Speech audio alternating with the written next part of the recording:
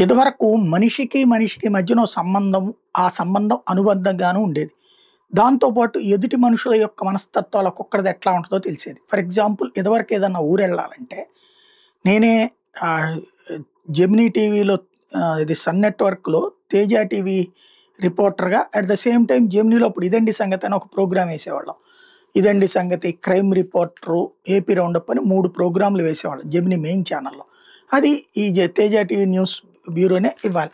అప్పుడు regional reporter నేను అనేక చోట్లకి టూ వీలర్ మీద వెళ్ళిపోయేవాడిని. అప్పుడు కృష్ణా జిల్లా అంతటానేమో టూ వీలర్ మీదన, వేరే జిల్లాలకి ఎర్ర బస్సులో అదే మన ఆర్టీసీ బస్సులో తిరిగేవాడిని. ఈ తిరిగేటప్పుడు ఆహ్, ఆ ఊరు ఎళ్ళాలి అనుకున్నప్పుడు, సో అండ్ సో ఊర్లో అంశం మీద ఒక స్టోరీ ఉందనుకున్నప్పుడు, దారిన వెళ్తా ఆగి ఆ ఊరు ఎట్లెళ్ళాలి అని అడుగుతా వెళ్ళేవాడిని.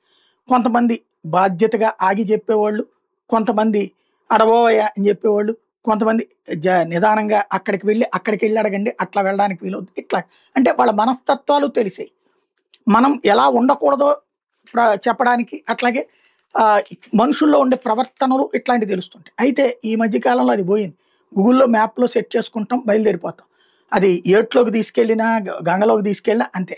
ఈవెన్ మన డ్రైవర్లు గూడా ఓసారి కనుక్కోవయ్యా అంటే దిగి అడగడానికి బద్ధకమేసి గూగుల్‌లోనే సెర్చ్ చేసుకుంటున్నారు. చివరికి అదేముంటది, ఈ బిల్డింగ్ ఇక్కడే ఉంటది.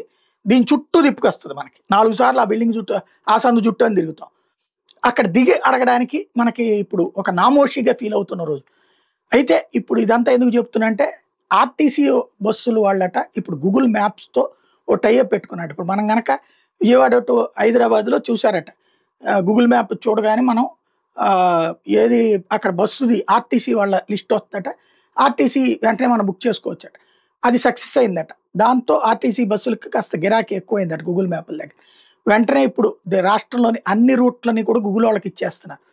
మనం ఏదైనా సెర్చ్ చేయగానే అక్కడ కింద మనకి సాధారణంగా నడుస్తూ వెళ్ళటమా, లేకపోతే బైకా, లేకపోతే త్రీ వీలరా, ఫోర్ వీలరా ఇట్లాంటివి కనబడతాయి. దాన్ని బట్టి ఆ జర్నీ గ లెక్క అదంతా కౌంటేస్తుంది.